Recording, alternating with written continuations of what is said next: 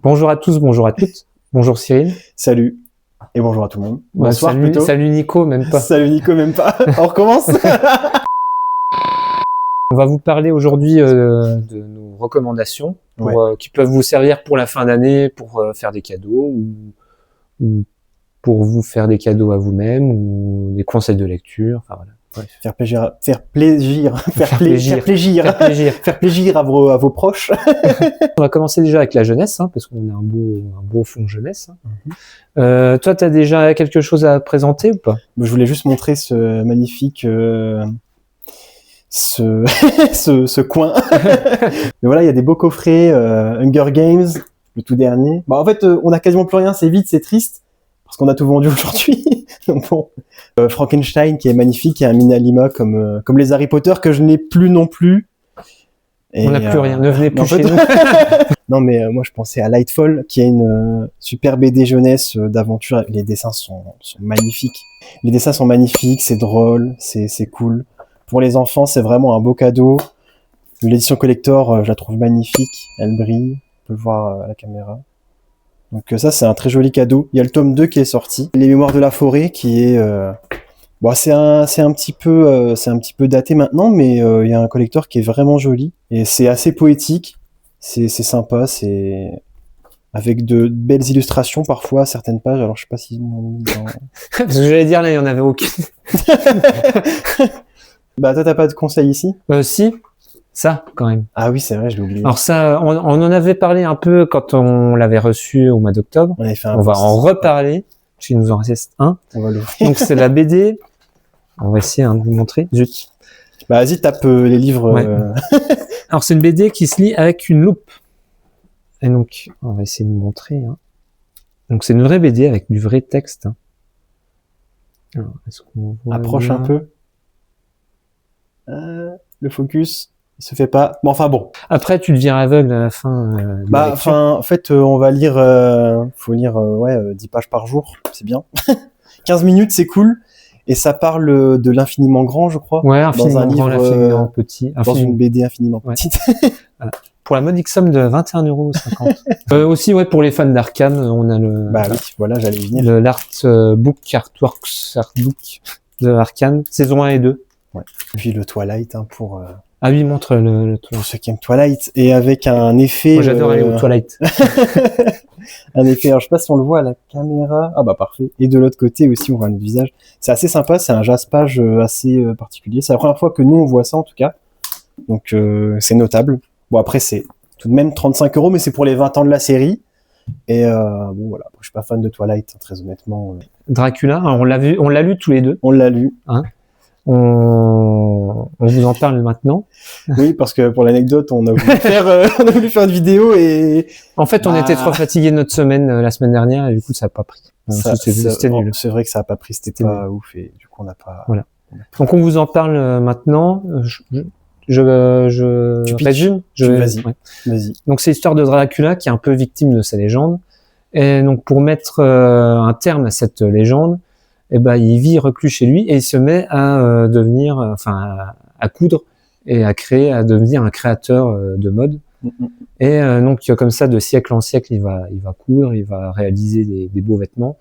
Et jusqu'au jour, jusqu'à notre époque, où il va se lancer dans la vente en ligne et il va attirer l'attention d'une jeune journaliste de la mode. Et on n'en dira pas plus.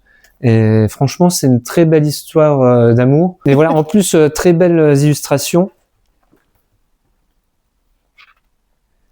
Donc de Charlotte Gasto, c'est l'illustratrice. On en a un autre aussi d'elle. La Belle et la Bête. La Belle et la Bête qui n'est, je sais plus où. Il est où?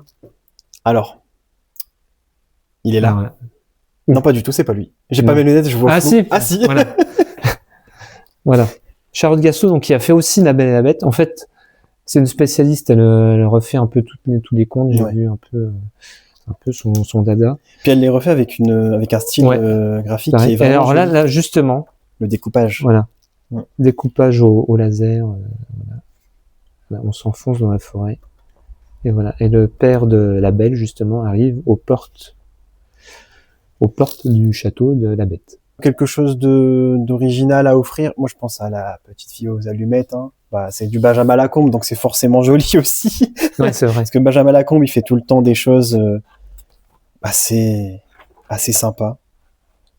Alors, je ne l'ai pas lu, mais voilà. Je pense que pour un cadeau, c'est assez joli parce que c'est quelque chose d'assez connu et en plus, ça fait un très beau livre. Pour toujours, de Charlie Mackesy.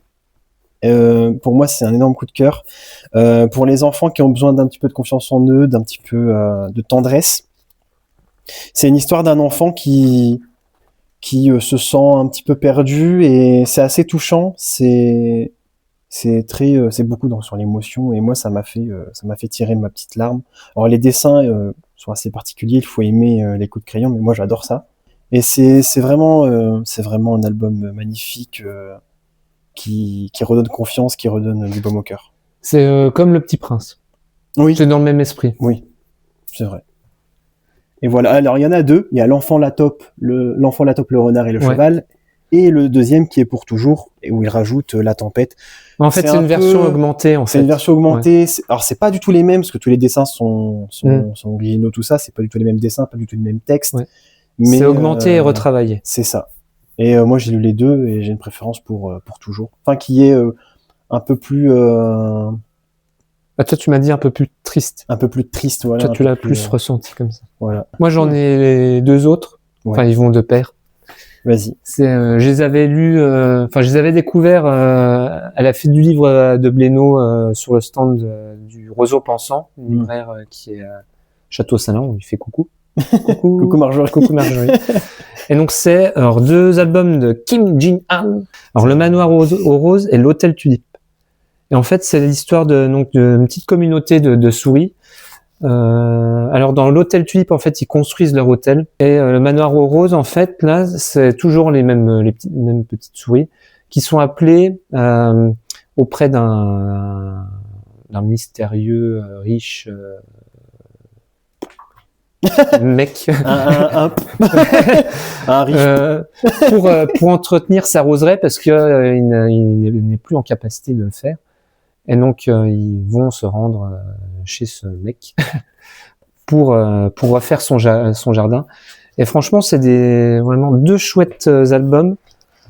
Alors, je vais vous montrer. Voilà, donc, le mystérieux commanditaire. Ah oui, on voit jamais son visage. Ah oui, on le voit à la fin. C'est un peu la fin, là, au milieu. Ça me fait penser aux méchants dans les films quand j'étais petit.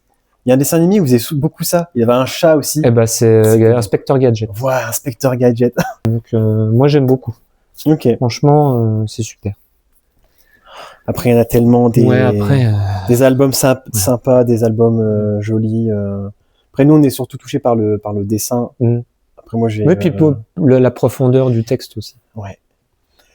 Ensuite, on passe au... Là, t'as des choses... Ah oui, moi, j'aimais bien... je t'ai fait... Alors, il faut savoir que la dernière fois, j'ai fait la lecture à Cyril du Géant et le Gigot. T'avais bien aimé quand même. Ouais, il est bien. Bon, j'ai fait un petit effort de lecture la dernière fois. Ouais. Et 6 ans. et donc c'est l'histoire en fait d'un géant qui vit dans une forêt où les habitants de cette forêt-là ne mangent que les aliments qui commencent par leur lettre. C'est ça. Donc le géant, il s'appelle, je sais plus. Le géant, c'est le géant. Le géant, Gérard. Gérard, voilà. Gérard le géant. Donc lui, il mange que des aliments qui commencent par G. Et il en a un peu marre parce qu'il mange tout le temps du gigot. Et donc il va voir la fée folle qui s'appelle qui s'appelle Fionel, et il lui demande en fait de changer de prénom pour pouvoir changer de régime alimentaire. Il va avoir toute une promenade dans la forêt où il va rencontrer d'autres personnes, voilà. Après, voilà, si vous voulez en savoir plus, lisez-le. Mais il voulait plus en parler. Et en plus, ça prend plein de choses. Alors la fin, on laisse comme ça. La fin, elle est un peu abrupte, mais c'est un super livre quand même pour tout ce qui est les rimes, le son, la phonétique, tout ça. C'est vraiment pour travailler là-dessus, c'est super. Après, là, on passe sur du 9 ans ado. Alors, roman 9 ans ado, c'est après les grands classiques, Harry Potter, tout ça. Moi, si j'ai un conseil, c'est les Clopin Clopin, Clopin, qui est une histoire d'aventure avec une bande. Alors c'est pas une bande d'aventuriers, hein, c'est une bande de bras cassés parce que ils sont pas très bons quoi. Mais c'est assez rigolo, c'est sympa. Il y a quelques illustrations. Il y a 3 tomes pour avoir une belle histoire d'aventure avec des héros qui sont obligés de se battre et de surmonter des épreuves. C'est vraiment cool. Bah moi, il y en a un qui me tente bien qu'on a reçu cette semaine, c'est celui-ci. Oui. L'invisible protecteur, en fait, c'est l'histoire d'un, comment ça s'appelle, ceux qui aident un peu les enfants en difficulté. Un assistant social. Ouais, un peu Ok. dans ce style-là. En fait, il va J'avais pas décéder lu. et mais son fantôme va quand même errer un peu dans la ville et son fantôme va rencontrer un jeune homme de 19 ans qui est sans domicile fixe et donc il va essayer de l'aider, voilà, malgré le fait que ça soit un fantôme. Mais j'ai lu le résumé, ça m'a donné envie de le lire. Donc voilà, si vous êtes tenté par le lire, peut-être que je l'aurais lu d'ici là, je ne sais pas. Mais voilà, ça a l'air d'être sympa. Donc j'irais pour un ado, ouais, pareil, de 14 ans à peu près. Après, il y avait celui-ci aussi qui m'avait pas mal tenté. Qu'on a reçu cette semaine. Pareil, pas eu le temps de lire. Parce que malheureusement, on essaye de lire un roman par semaine. Voilà. Et après, on lit plusieurs BD, albums, jeunesse par semaine. Et là, en tout cas, on est plus sur des romans adultes, on va dire. Ouais, parce que là, ça a l'air d'être assez sombre, hein, parce que c'est une jeune qui essaie de se reconstruire après le meurtre de son papa, hein, donc c'est pas gai. Mais voilà, en plus la couverture, elle donne envie. C'est très joli, mais ça parle de quelque chose qui est pas très joli. Ensuite, on peut passer à la BD. Alors attends, je vais me mettre là comme ça. La BD, alors là. Donc ça, on en a déjà parlé. Silent Jenny. Silent Jenny, voilà. Alors tu l'as pas lu, non. Alors que je t'ai dit de le lire. J'ai pas eu le temps encore. Toi, quand tu me dis de lire des trucs, moi je dis. On va se disputer en vite. Ouais, c'est ça. Silent Jenny, donc pour ceux qui aiment la SF, qui aiment l'aventure, qui aiment Ant-Man, parce qu'en fait c'est l'histoire d'une exploratrice qui arrive à se réduire en tout petit à des tailles microscopiques, et son but c'est de récupérer du venin d'abeilles en fait pour pouvoir repoloniser la terre qui est dévastée où plus rien ne pousse, tout ça. Ouais, moi j'ai bien aimé. Franchement, c'est la BD SF de cette fin d'année, enfin selon moi, de ce que j'ai. Elle fait un gros carton, beaucoup de gens en parlent et les votes sont assez unanimes, les avis sont assez unanimes là-dessus. C'est qu'elle est excellente. Donc je vais la lire. Moi, si j'avais quelque chose à conseiller, ça serait. Ça serait. Ah oui, Senseiya. Ouais. Senseiya. Alors, je pense que pour ceux qui connaissent Senseiya, vous l'avez déjà lu. Là, on est au tome 3 ou 4. Le tome 4 qui vient de sortir il y a une semaine. Pour ceux qui sont fans du manga, je peux que conseiller. Et pour ceux qui ne l'ont pas lu, il faut aussi faire un peu parce que alors c'est... comme on le voit derrière, le personnage qu'il y a derrière, c'est Chronos, donc le dieu du temps. Et c'est un peu compliqué. Enfin, j'estime que ceux qui n'ont pas lu le manga ou vu l'animé, ça peut être un peu compliqué de s'y mettre. Mais voilà, si on se concentre bien, ça peut le faire. Une fois qu'on a passé les 2 premiers, on comprend un peu le système. Chronos essaie de réécrire l'histoire, tout ça. Donc la temporalité, elle est un peu compliquée. On passe des événements majeurs des chevaliers. Donc là où les mangas prennent énormément de tomes à nous raconter l'histoire, là, ça va très très vite. Les dessins sont vraiment jolis par contre. Enfin, en tout cas, moi, j'adore. Notamment, j'essaie d'en trouver un.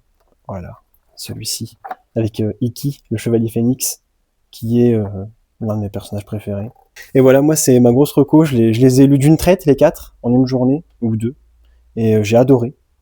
Pourtant, le manga, je suis un peu difficile, parce que les mangas, c'est les dessins, après, c'est daté. C'est un style différent, mais voilà, très bonne BD. Moi, je vais vous parler. Ça, c'est à lire absolument. Ouais. Madeleine Résistante. Alors, il y a le tome 4 qui est sorti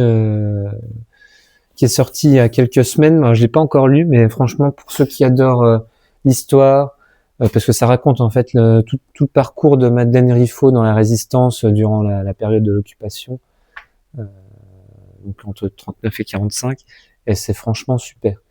Enfin, c'est passionnant. Ça se lit comme une BD. Comme une BD un peu, enfin d'action, même s'il n'y a pas énormément d'action, mais avec de la tension et tout, franchement, non, ça c'est vraiment à lire. Et en plus, C'est accessible. Je pense qu'un gamin de 15 ans, il peut y trouver son compte. C'est pas que pour les adultes. Moi, je vais le conseiller, hein, je suis obligé, hein, même si, l'offrez peut-être pas à Noël, ça peut casser l'ambiance. Leur Olympus? Non. Alors, on l'offrait pas à Noël parce que ça peut casser l'ambiance, mais moi, L'homme étoilé, c'est l'un de mes coups de cœur. J'avais lu, alors je sais plus, c'était Constellation que j'avais lu. T'avais lu à la vie, je crois. À la toute première fois, d'accord. c'était Constellation que j'avais lu il y a quelques années, il me semble. Et après, je les ai tous lus. J'ai lu à la vie et Je serai là. C'est l'histoire d'un monsieur qui travaille dans les soins, c'est soins palliatifs, un truc comme ça. C'est ça qu'on dit, soins palliatifs. Ouais. Et il s'occupe pas forcément de personnes âgées, mais de personnes qui sont en fin de vie. Et il y apporte beaucoup de tendresse, d'humanité et d'amour. Et c'est vraiment touchant. Moi, ça m'a marqué. C'est vraiment, ce monsieur s'appelle Xavier. Alors, j'ai pas son nom de famille, je crois qu'il n'est pas donné. Mais ça restera vraiment dans ma mémoire, dans mon cœur. C'est c'est magnifique. Ah, alors là, attention. Bien bourrin. Non. Non, fais pas ça. Non, bon, le village. Non, mais on peut le citer. Le village. Nous, on n'a pas aimé. Mais on serait curieux de savoir. Avoir des retours. Avoir des retours de gens qui ont aimé parce que c'est pas parce qu'on n'a pas aimé que c'est mauvais. Ouais. Donc voilà, donc achetez-le pour nous dire si c'est bien. Vous venez, installez-vous. Alors là, actuellement, on n'a plus nos tabourets, mais venez discuter avec nous, lisez-le avec nous au comptoir, pardon. Et dites-nous ce que vous avez pensé, ou si vous l'avez lu, dites-le dans les commentaires. Ouais. Parce que nous, on n'a pas vraiment apprécié, et on pourra en discuter du pourquoi. Intelligence. Alors t'as pas dit. Ça aurait dû être bien parce que c'était Franck Tilliez au scénario. Oui, et Nico Takian. Nico Takian, je connais un peu moins. Qui sont de pointure, enfin surtout Franck Tilliez. De pointure. Alors je sais pas leur pointure. Intelligence. Je l'ai fini. On l'a fini il y a quelques jours. Moi, j'ai adoré parce qu'en ce moment, je suis en plein dans le Bureau des légendes. Et pour ceux qui ont aimé le Bureau des légendes, je ne peux que conseiller cette BD. Alors, c'est pas sur la DGSI, c'est sur la c'est pas sur la DGSE, pardon, c'est sur la DGSI. Donc, ceux qui s'occupent de la sécurité intérieure. Donc, ça ne se passera pas en dehors du pays. Alors, la différence, pour ceux qui ne le savent pas, DGSI, du coup, sécurité intérieure. Donc, eux ne construisent pas de légendes comme dans le Bureau des légendes pour ceux qui auront la référence. C'est vraiment une histoire pleine de rebondissements, pleine de suspense. C'est très bien écrit, les personnages sont très intéressants. Que dire de plus? C'est vrai que moi j'ai bien aimé, mais c'est vrai que toi t'as été plus emballé que moi. Moi j'ai adoré. Mais ouais, c'est une lecture qu'on recommande tous les deux quand même. J'espère qu'il y aura une suite parce que bon, il n'y a qu'un tome. Puis c'est surtout que ça se termine un peu. C'est une fin ouverte. On peut s'arrêter là, mais une suite. Ce ne serait pas de refus. Voilà. Si vous connaissez Hugo de Béna, etc. Là, une suite on veut. Hein. Une suite on veut. On veut. Une suite on veut. Je veux surtout. Le maître des Caraïbes. De Lupano. Alors Lupano, pour ceux qui connaissent, c'est le Nou en slip, les vieux fourneaux. Et donc il a fait ce livre-là, donc cette BD-là, il avait déjà fait juste avant. Alors je l'ai pas lu celui-ci, mais avec le même scénariste, la Bibliomule de Cordoue.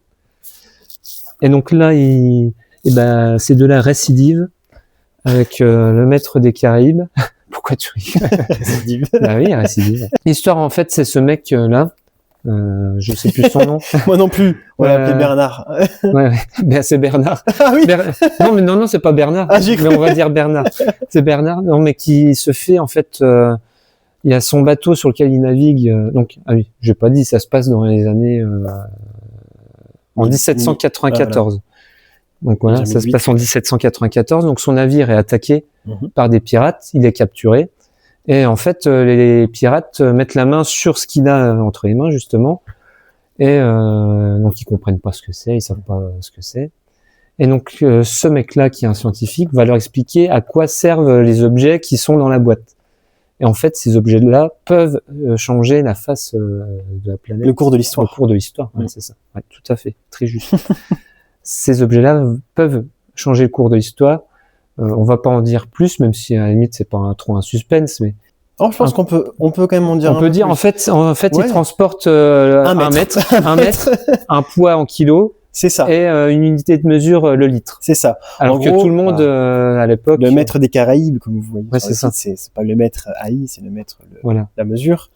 Ça parle des mesures Et donc il va tenter d'expliquer aux pirates en fait que c'est des unités de mesure. En fait, lui, il veut harmoniser la mesure à l'ensemble de la planète, et sur puis tous les continents. pour que tout le monde ait la même même unité de mesure, que tout le monde ait la même référence. Voilà. Parce que pour quelqu'un mettre une louche, bah si on n'a pas forcément tous la même louche. Il y en a qui a une louche qui prend 10 centilitres, l'autre c'est une énorme louche, une petite louche. Voilà. Il y en a pour qui une louche c'est une cuillère à café. Ouais, c'est ça. Ouais. Donc ça part de là. Alors c'est très humoristique. Hein. Ouais. Et moi j'ai bien aimé. Bon, il y a que la fin, le petit délire. Il y a une page où j'ai pas aimé, mais bon, il y a un petit délire sur voilà les dérives. Les dérives du maître. Ouais, du maître. Voilà. Toi, ça t'a un peu freiné. Bon, après, moi, ça m'avait pas. Moi, ça n'avait pas trop. Les dessins sont très cool. Mais bon. Et puis on y apprend pourquoi en Amérique on parle en pied et non pas en mètre. Mais c'est surtout qu'en plus on commence le récit commence. En fait, c'est une mission de la NASA qui a échoué lamentablement. Oui. Et en fait, en fait, toute cette histoire-là tente d'expliquer pourquoi ça a échoué. Voilà. Mais voilà, c'est à lire pour les amateurs d'histoire, d'humour. Il y a un peu de piraterie, c'est sympa aussi. Ouais, c'est cool. C'est un peu exotique. En plus, c'est dans le rayon BD adulte, mais alors un enfant peut le lire sans problème. À partir de 10 ans, ça passe. Hein. Il y a vraiment aucune violence, il y a pas d'insultes. C'est super drôle. Et c'est un cours d'histoire, en fait. On apprend des choses. Enfin, je ne savais pas et je suis content de l'avoir appris. C'est vraiment cool. On a zappé un peu notre magnifique table. Voilà. Là où pour Noël, pour les enfants, moi je conseillerais celui-ci. Je me permets de le déballer. Je le dirai au patron. C'est l'enfance du Père Noël. Comment le Père Noël est devenu, comment l'enfant Noël est devenu le Père Noël, expliqué en calendrier, en livre de l'Avent. Donc une page par jour, si vous voulez. Et déjà, c'est magnifique. Alors il est un peu énorme, hein, donc faut le poser sur une table. Et jour 1, et on le déplie comme ceci, et on a la venue de Nicolas, parce que ça reprend la légende de Saint Nicolas, évidemment. Et voilà. Est-ce que tu as précisé que c'était Benjamin Lacombe qui l'avait dessiné? Non, mais j'aurais dû, comme le livre que j'ai présenté en jeunesse, parce que dès que c'est très beau, souvent ça peut être Benjamin Lacombe, parce qu'il fait vraiment son travail, il est merveilleux. Et voilà, il y a des chansons, il y a un peu de tout, une histoire par jour à lire aux enfants. Il n'y a pas d'âge pour Noël. Ouais, puis comme ça, les parents... Même pour les adultes. Les parents, vous êtes tranquilles, vous avez déjà 30 jours d'histoire tranquille. Ouais, 24. 24, pardon. En manga, est-ce qu'il y a des choses, toi, qui t'intéressent, mon cher Cyril? En manga, qu'est-ce qui m'aurait marqué? Ah, voilà. Bah oui, non mais, évidemment. Vinland Saga, qui est mon manga préféré. Pour ceux qui aiment les histoires de vikings, qui aiment l'action, qui aiment... Alors, les premiers tomes sont assez violents. Je conseille pas non plus ça à un enfant. À partir de 14 ans, je pense que ça y a pas trop de soucis. Il y a un animé d'ailleurs qui est excellent pour ceux qui voudraient le voir.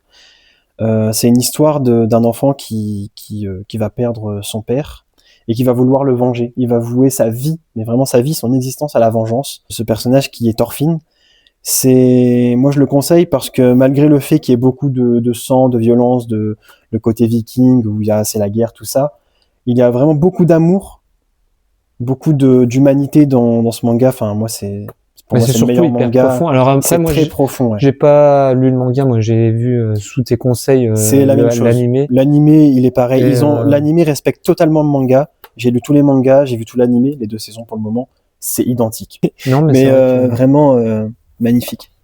Ensuite, j'aurais bien conseillé The Bugle Call que je n'ai pas ici. Ouais. J'avais lu les 3 premiers.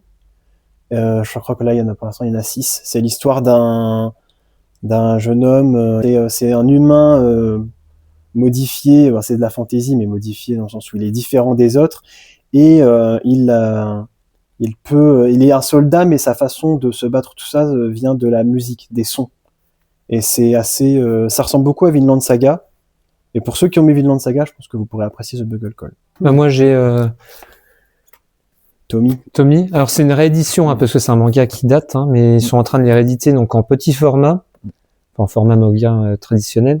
Et ça, c'est super bien pour les amateurs d'horreur. Je sais pas si tu as déjà parlé d'histoire. Non.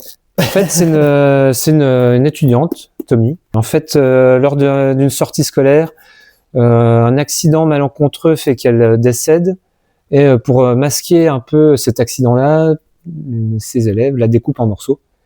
Et ils se débarrassent de tous ces morceaux-là. Sauf que quelques jours plus tard, il la revoit arriver en entier. Et en fait, cette fille-là, en fait, ne fait que renaître à chaque fois de ses cendres. Et son but dans la vie, c'est de martyriser et de hanter, et de persécuter en fait ceux qui ont fait du mal. Ceux qui ont fait du mal, mais même plus encore ceux qui, parce que ça va très loin dans le tome 1. Il y en a une, elle est malade, elle a besoin d'un rein. Elle se fait greffer un rein de Tommy, mais son rein mute.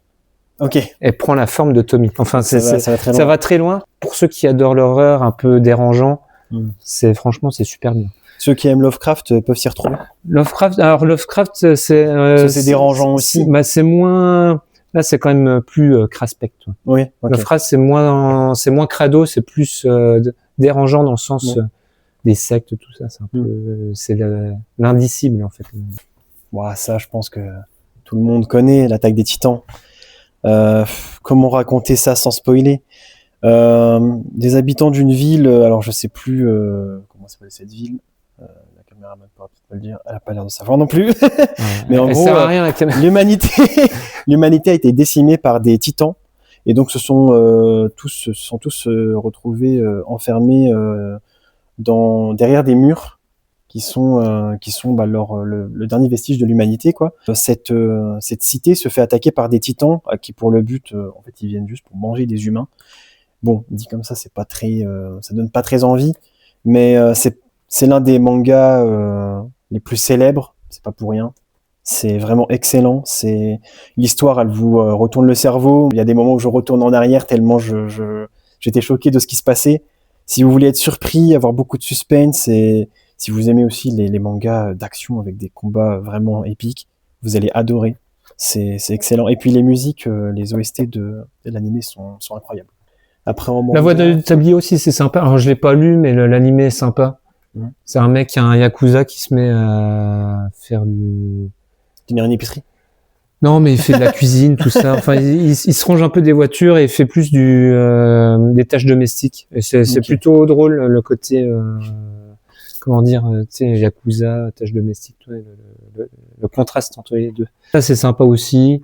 Un épicier qui est en fait un tueur à gages, tout ça. Ça, c'est sympa aussi. Il y a tout qui est sympa. Des tueurs, encore une fois. Kindergarten Wars. En fait, c'est des...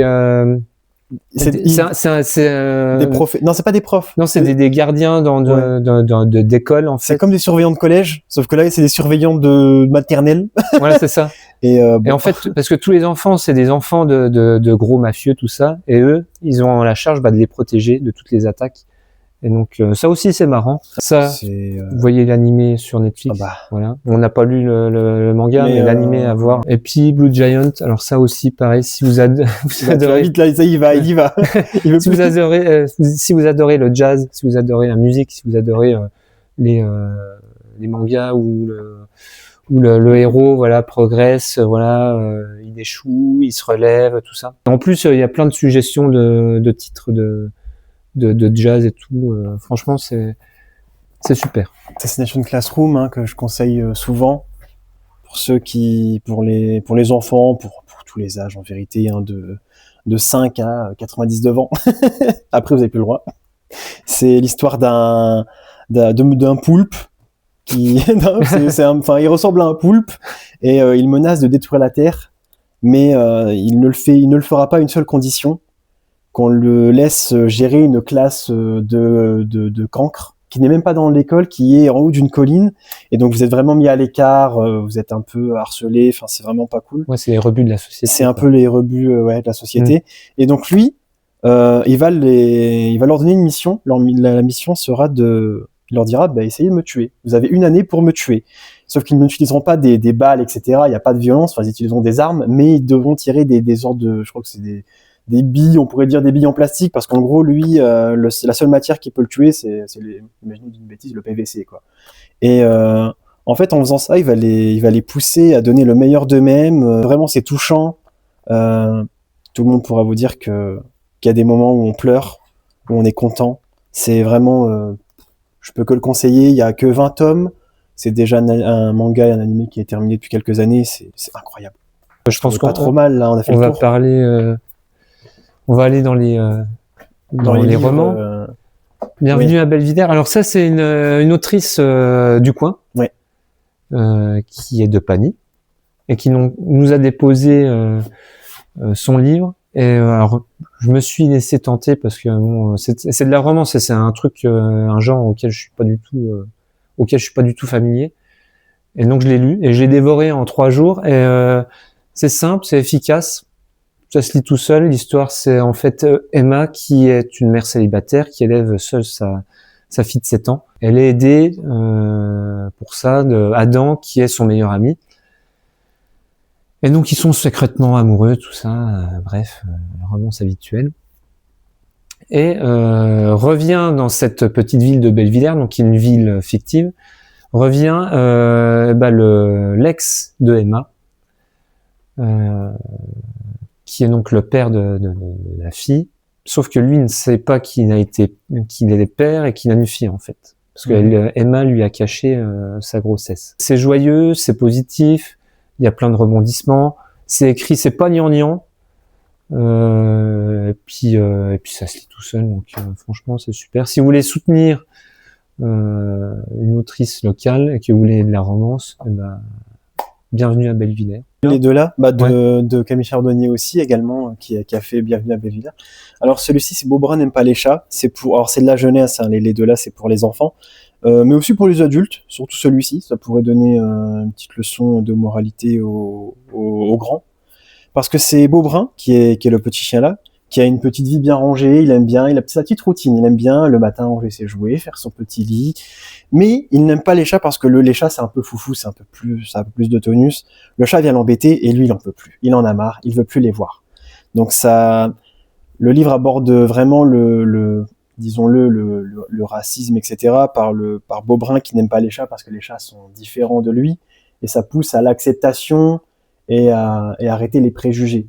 Et donc voilà, il va le racisme ou le rejet, parce que ça peut être le handicap. Le racisme ou le rejet, oui, ça peut être oui. Ouais. Bah après moi j'ai parce que tu te sens plus concerné c'est par ça. Ayant vécu le racisme, j'ai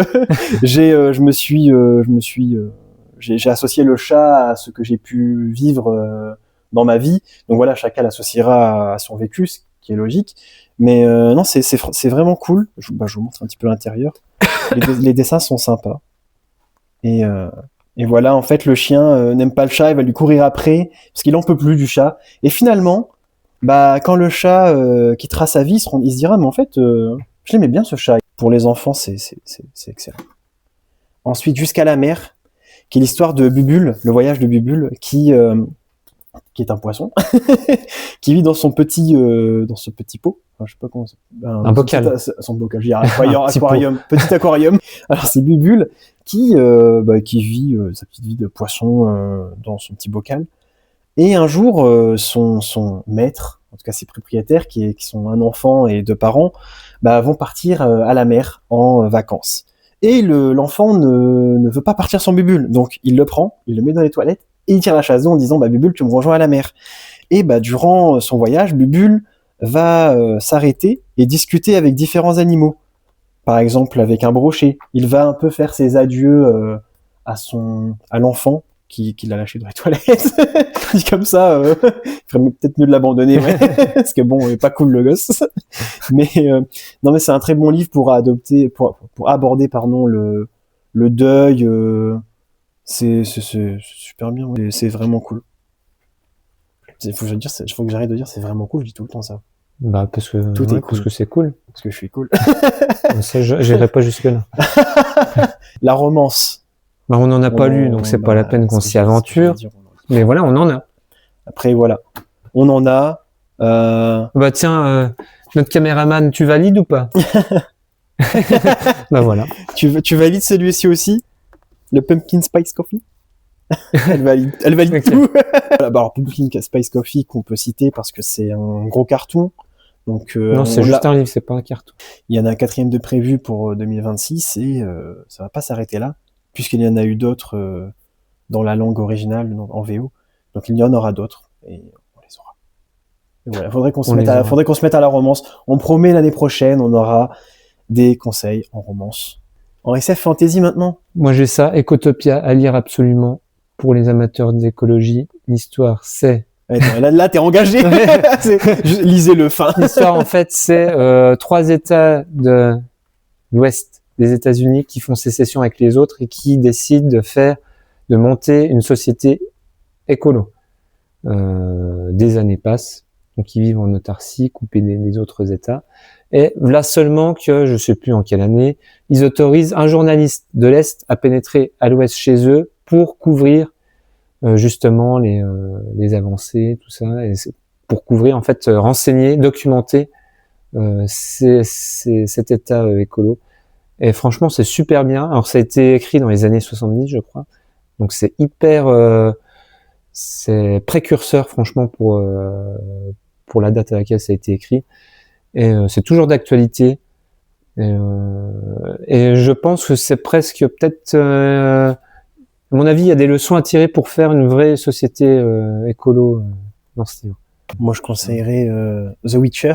Pour ceux qui ne connaissent pas, c'est l'histoire de Geralt, qui est un sorceleur.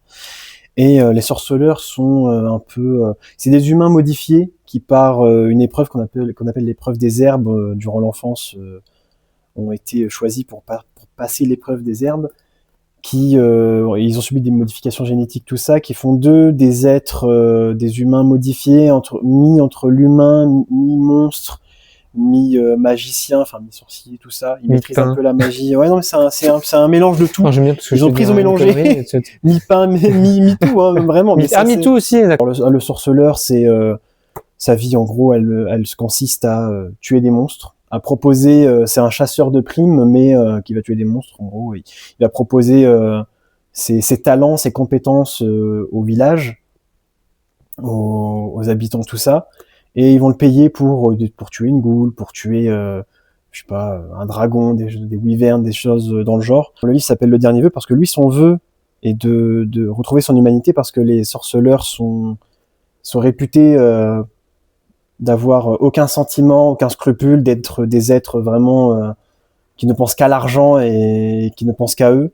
Et lui va prouver que les sorceleurs ne sont pas que ça, qu'ils sont plus humains qu'il ne le paraît. Et donc c'est trop bien. Pour ceux qui aiment la fantasy, fantastique, tout ça, il y a de la magie, il y a des combats. Les combats sont vraiment... c'est cool. Ah ouais, les combats sont incroyables. Alors les combats sont incroyables, je dis ça comme si c'était... il y a une série Netflix, hein, évidemment. Mais même en ayant lu, les combats sont assez bien décrits et c'est pas trop compliqué. Et en fait, on arrive à assez bien imaginer les mouvements que fait Geralt durant ses combats. Et c'est... à l'imaginer, c'est incroyable.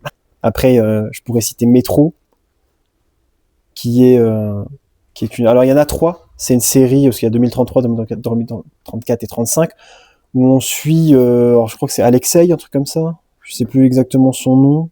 Enfin, en tout cas, ça se passe en Russie, dans les métros, tout simplement. En gros, il y a eu une guerre nucléaire, et le monde est dévasté. Enfin, le monde. On ne sait pas vraiment ce qui se passe, en tout cas, en dehors de Russie.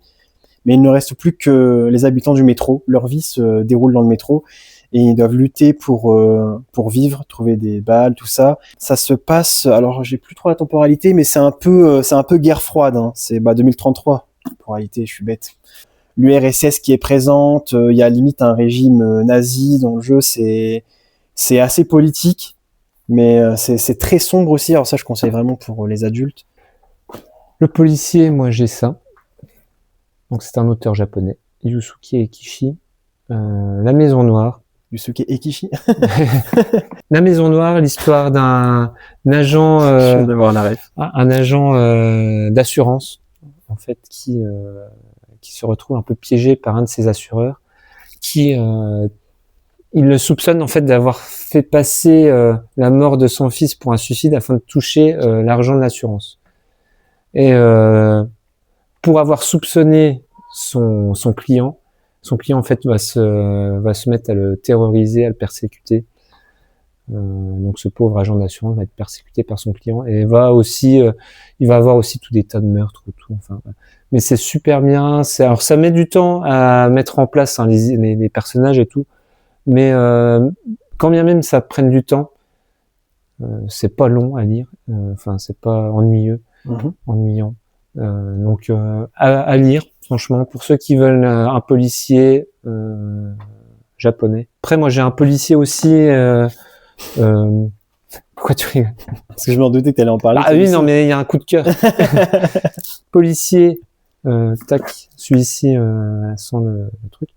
Donc de Vera Buck. On m'a dit que c'est Buck. Hein. Ah, c'est pas Buck. Bah, c'est une allemande, donc il faut dire Buck. Ah. Enfin, à moins que je me trompe encore. Elle nous excusera. Ouais. Et ça, c'est franchement, c'est super bien. Ça, pareil, ça se lit tout seul. Je pense en 3 jours, c'est plié.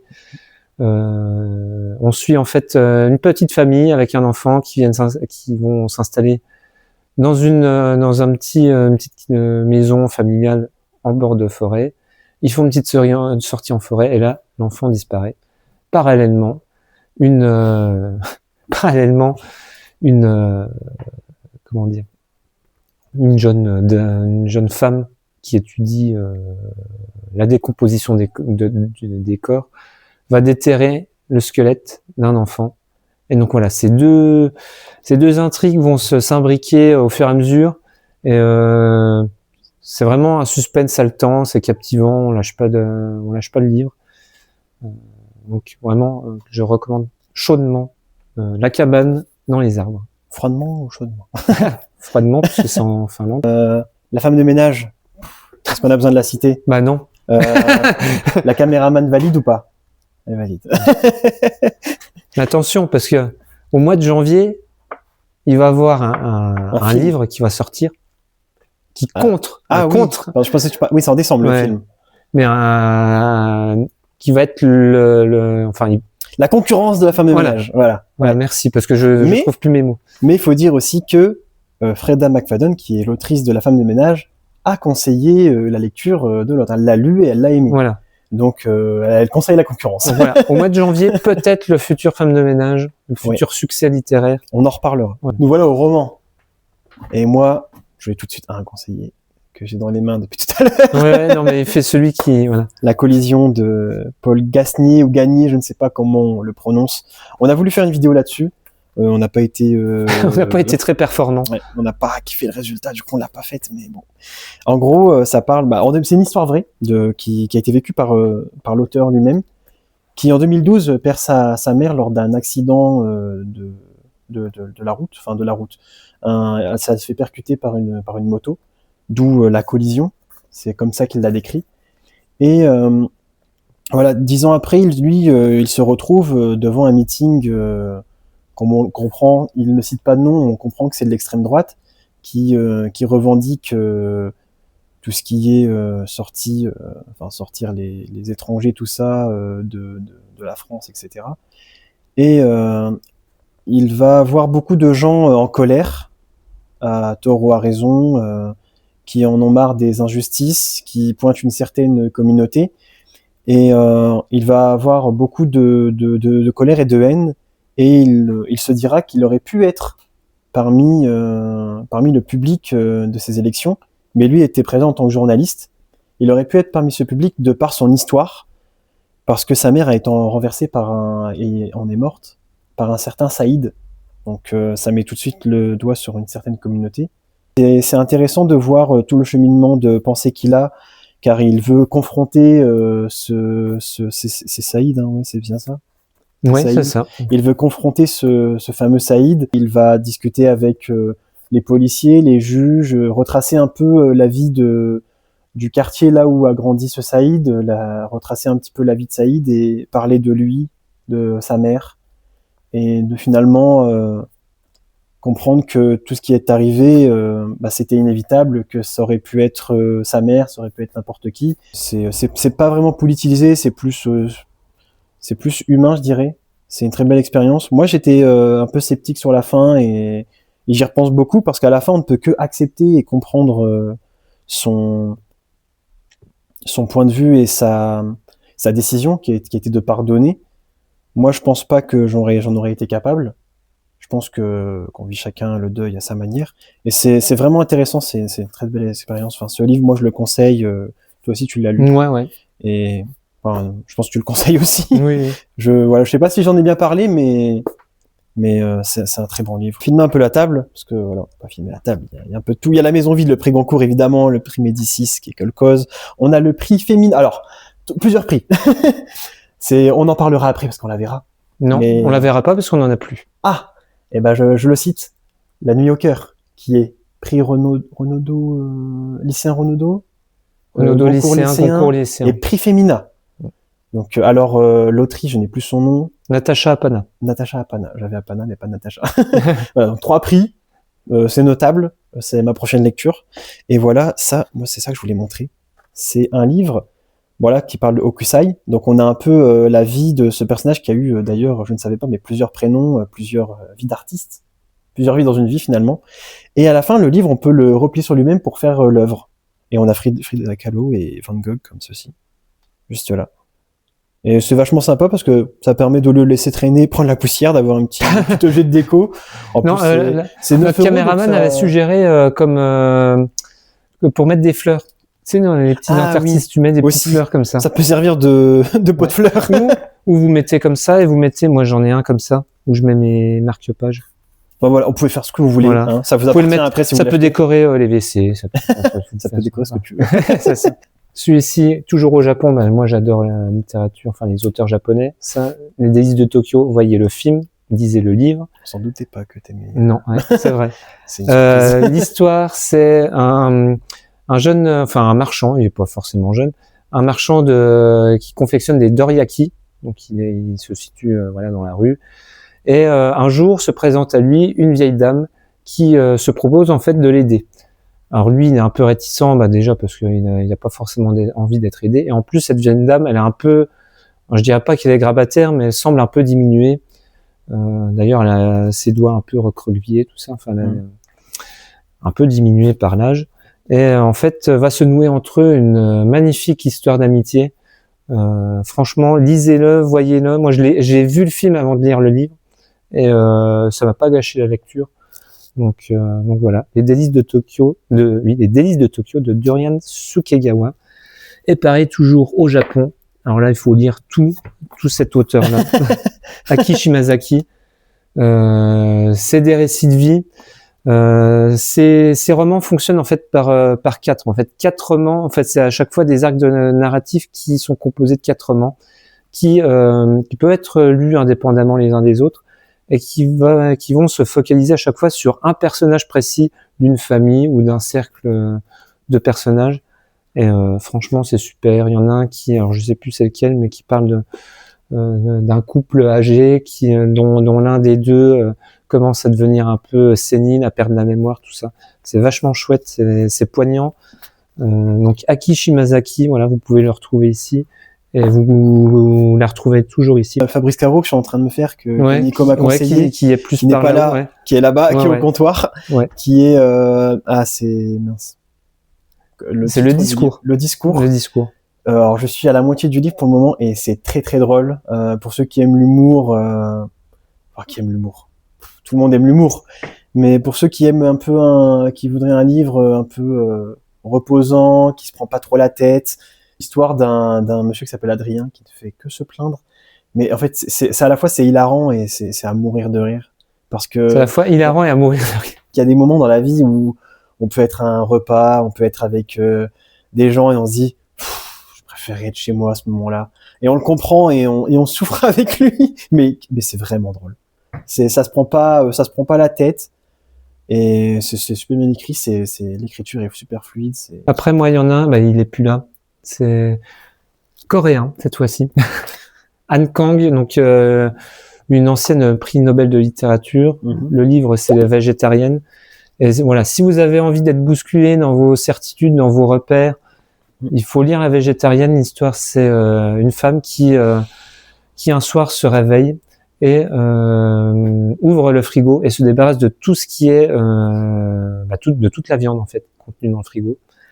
Et donc son mari est là un peu, il s'interroge en fait, qu'est-ce que fait ma femme, je ne la reconnais plus, tout ça.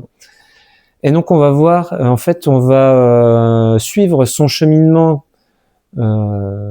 sa transformation en fait plutôt du point de vue de 3 personnages, donc du point de vue du mari, de son beau-frère et de sa sœur. C'est un super livre qui parle pas forcément du régime végétarien, mais plutôt de l'oppression de la femme dans la société coréenne, en fait, de toutes les conventions auxquelles elle doit se plier pour servir son foyer, pour être une bonne épouse, une bonne mère.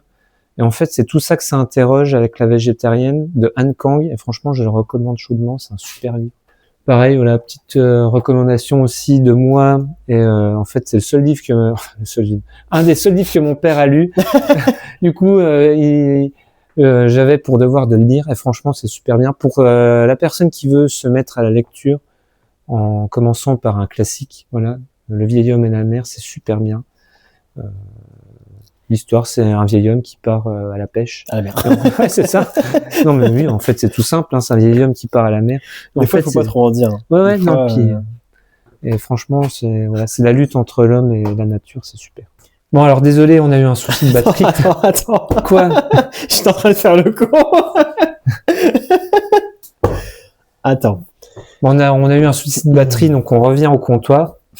Donc, tu avais encore un livre à nous parler aussi. Ouais. Je voulais parler en dernier d'un livre de Emmanuel Carrère que j'ai adoré, que j'ai lu, que j'ai fini hier. C'est L'Adversaire, que je conseille alors pour des adultes uniquement. Emmanuel Carrère, qui est le même monsieur qui a eu le prix Médicis pour Kolkhoz. Alors L'Adversaire, c'est quoi? L'Adversaire, c'est une histoire vraie qui parle de la famille Roman, notamment de Jean-Claude Roman, qui est un père qui a assassiné toute sa famille. Et ce n'est pas un roman.